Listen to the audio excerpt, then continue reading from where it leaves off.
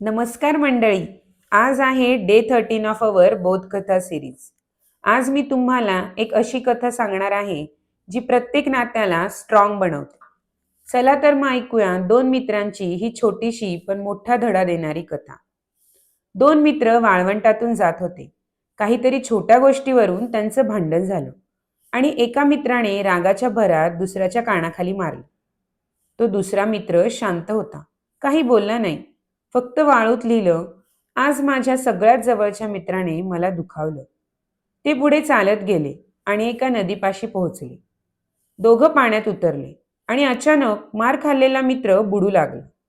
तोच मित्र ज्याने त्याच्या कानाखाली मारली होती त्याने त्याचा जीव वाचवला. आता त्या मित्राने एका दगडावर कोरलं, आज माझ्या सगळ्यात जवळच्या मित्राने माझे प्राण वाचवले. तो रागावलेला मित्र त्याला म्हणाला, अरे आधी वाळूत लिहिलंस, आता दगडावर का कोरतोयस?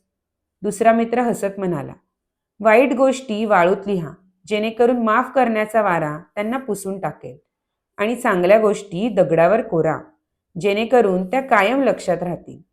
मंडळी, नात्यात चुका विसरा आणि चांगुलपणा जपा. तेच खरं नात्याचं सौंदर्य आहे.